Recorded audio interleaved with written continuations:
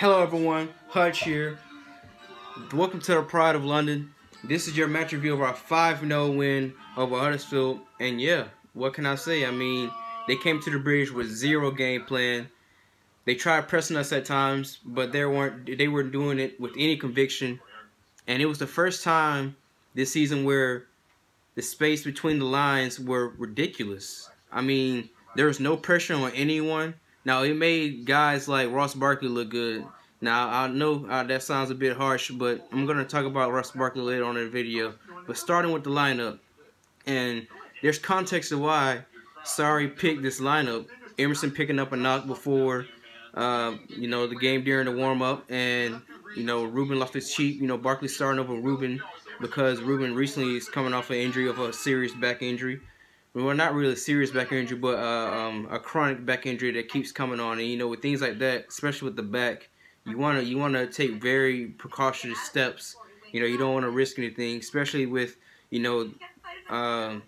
this being a critical month for our season. We have City next in the league. We have the Carabao Cup final against United and Malmo in the Europa League.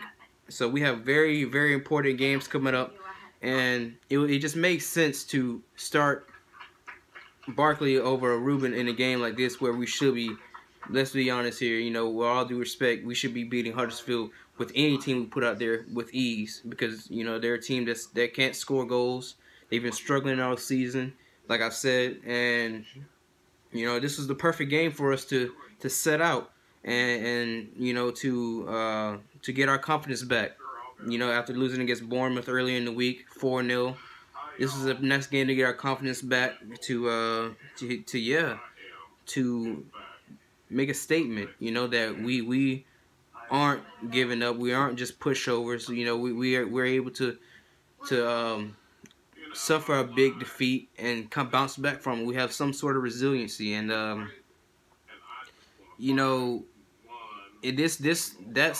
lineup selection told me that Sarri is simply thinking about the future. He has a future on his mind, and he knows how big these games are and how critical these games are to our season. So it just made sense for him to play the safe approach and play Barkley instead of Ruben and start Alonso over Emerson. Alonso, he had a decent game. He didn't do anything spectacular, but he didn't do anything to cause us to concede or anything. Fair enough. Anyways, you guys, starting with the game, it kind of set out, it kind of set the precedent. I thought our passing was crisp and sharp. David Luiz played some excellent balls from the back, and I wish our fans would show more support. Now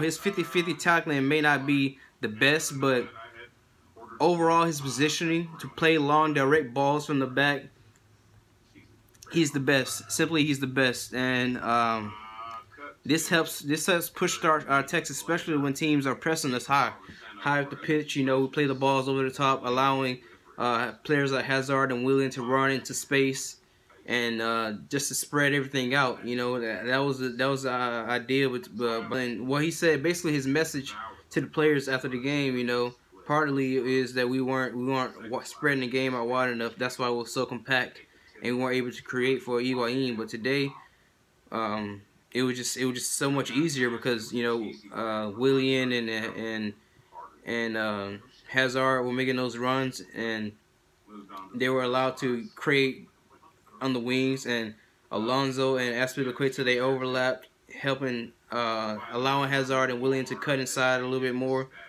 And like I said, they weren't pressing us like they should. Like they seemed like they were trying to do what most teams were doing. They stuck a player on Jorginho, but they weren't really, doing that game. They weren't executing that game plan with purpose and conviction. And when they lost the ball, that forced I think Moy, their number 10 on their team, that forced, because he was the one man marking Jorginho, that forced him to when they lost the ball to track back and kind of made him basically lose his marking, give up marking up Jorginho to come back and help defend and get on the defense. So their execution of the game plan that Tottenham and Arsenal and Bournemouth used against us, it didn't work because they didn't have the quality to perform this game plan. And then again, I don't even think they really wanted to come in and get anything. They weren't expecting to get anything out of this game because we all know that they're getting relegated, they're virtually relegated. But another thing too with this starting lineup, Christensen, I thought he played a great game. He's like a complete opposite of David Luiz. With David Luiz's ability to play the long balls, when Christensen is allowed space to bring the ball up from the back to the midfield, driving the ball, that's what he does best. He did that a lot for Mönchengladbach when he played for Borussia. He was allowed to bring the ball from the back up into the midfield and help play a part into the attack into their attack. And yeah, it was just nice to see him play with a little bit more freedom because he wasn't being pressed and harassed. And we've seen how he's reacted to that in previous times, when we played against Barca and they were pressing him and stuff. But one thing I do like about Christensen, he doesn't win. He plays the mental game. He doesn't win all the 50-50s, and he doesn't win, challenges and stuff. But he plays a mental game, and you can see you have to watch him closely because if you don't, you will miss out what he does best for us. And sometimes you will see that he will slightly move a few meters to the right to cut out past lanes because, like I said, their game plan was to use their pacey strikers to send in long balls over the top and get into space and behind our defense, and hopefully they can get a goal from that off the counterattack. But it didn't work. I thought Christensen and David Luiz's positioning in this game was great. I just think that Christensen, with the game time that he's getting more and more, kind of inevitably now because we have injuries and we have limitations of who we can play, and where we can play them.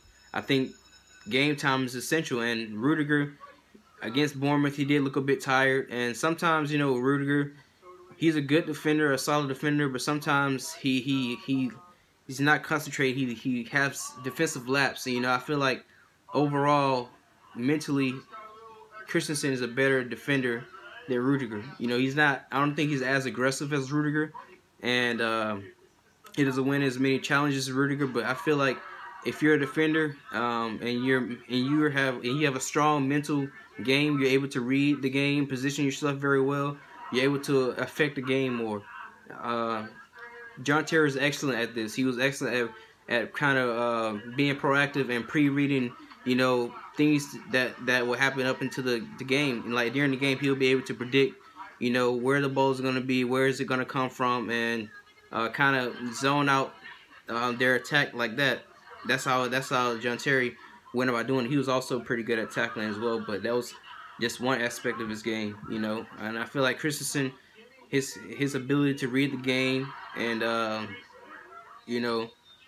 to position himself, it helps out. It can help out with players like Alonso who sometimes get caught out. It helps out a lot when you have a good center back that's great at reading the game and preventing things like that from happening. But yeah, guys, back to Ross Barkley. I feel like this was his best game by far. I mean, he did things in today's game against Huddersfield that we haven't seen since Everton. Him picking up the ball from the midfield and driving it towards the goal. Attacking players, running at players, and he was striking. He was shooting more. I think that's one of his best qualities, his ability to shoot from distance. And also, he was actually playing through balls. He was actually not playing safe. And that was a great positive because he's always seemed to be playing preservative and like trying to play the safe way. And that was the thing about Ruben too. But when he allowed himself to, just go out there and play his game, he started to show his quality more. And I just hope that this game shows more. Sorry, I'm watching Key and Peele. But yeah, show his game, with game time and yeah, I think Ross Barkley, he has to, like, with a game like this, he has no choice but to continue to build and develop, because we've seen if he actually has a go at it, he can actually show his quality. You know, I think there's still some potential there, but I still have my doubts. Anyways, guys, oh wait, another thing. I'm gonna talk about Hazard too before I end this video. Like I said, Hazard, he should have had a hat trick. It was times where he was being extremely unselfish, and that's always been a fault of his. I wish he was more aggressive. It's a fault. It's a good thing, but also not a good thing, because if he was that player that had that hunger to score goals and to get hat tricks and stuff like that, I think that's the separation that separates him from Messi and Ronaldo. You know, the goal scoring. Everything else he does great. You know. I think Higuain and Hazard, they developed a good relationship. They're developing a good relationship. They're starting to feel each other's tendencies, and yeah, you know, his strike reminded me of Hernan Grespa. I think I pronounced it right. Higuain. I mean, the way he curled that ball took a bit of deflection, but we would have never, that goal would have never happened with Morata. You know. Just have a go at it. Just his first touch is sublime. His movement and just the way that he, you know, he's able to time his runs, and his first time finishing is just, it's second to none. You know, he's just I don't know. I'm happy. I'm excited. We have ourselves a great striker, and things are looking good. You know, his ability to link up play with his players, his wingers, you know, his supporting cast, it's amazing, man. You know, we have ourselves a striker. Anyways, guys, that's my review of the game. It's a bit late, I know. I don't know when I'm gonna drop this video. If I don't drop it out Super Bowl Sunday, then I got caught up in Super Bowl business, you know. Super Bowl is like a holiday in the Americas, so yeah, if I'm not busy, I will drop this video. If not, I'll drop it the day after. So subscribe if you're new content on the way, and I'm out. I love you guys. You guys have been showing me some good support. I've been growing. I gained like maybe 5 subscribers. So I'm growing, man. Surely, but, you know, slowly but surely I'm growing. If I can continue to be more consistent. It's just so hard to like, you know, be dedicated, because it's, you know, you put in all this work, do all this research, and then nobody views your content, nobody likes your content. It's kind of disheartening, you know. It's kind of like you don't want to do anything in vain. But anyways, guys, thank you for watching, and peace. I'm out. Thank you.